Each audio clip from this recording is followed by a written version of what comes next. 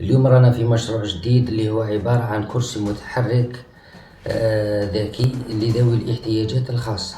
في ظل التطور اللي رانا فيه مازلنا نشوفه في الكرسي المتحرك لذوي الاحتياجات الخاصة لم يتطور، والفئة المستهدفة التي هي من ذوي الاحتياجات الخاصة ديما راهم متعلقين بأشخاص آخرين يعينوهم.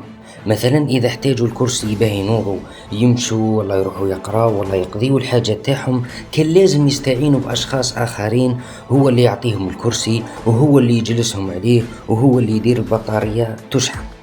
وأيضا الكرسي المتحرك التقليدي نقدر نقوله يمشي على طريق مستوي فقط، غير قادر على المشي في الطرقات الغير معبدة. يقدروا يتحكموا في الكرسي عن بعد ويقدموه لهم إذا كان بعيد عن طريق تطبيق ولا تيليكوموند. كما راكم تشوفوا هذا هو التطبيق اللي نتحكموا به عن بعد في الكرسي، نحملوه من بلاي ستور ونتصلوا بالبلوتوث تاع الكرسي، ونقدروا أيضا نخدموا تيليكوموند إذا حبينا نستغنيو على هاتف النقال.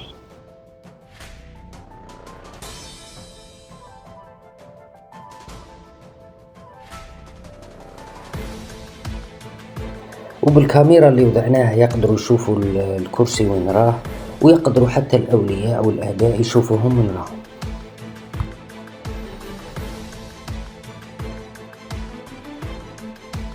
وأيضا زدنا خاصية التبول، كي يشمخ الكرسي يبعث رسالة لرقم الهاتف المدرج سواء للأب ولا ليه، على خاطر كاين اللي عندهم شلل ما يقدروش يتحكموا وما يقدروش يحسوا.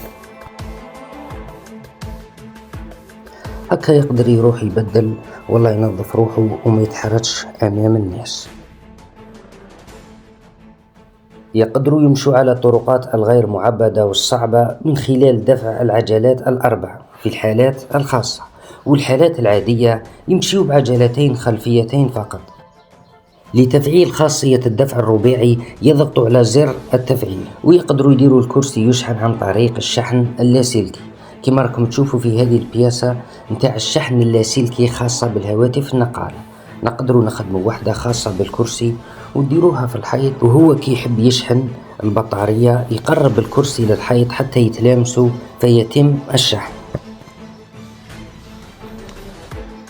وأيضا الطاقة الشمسية لزيادة وقت المشي، وأيضا مطارية للحماية من المطر وأشعة الشمس.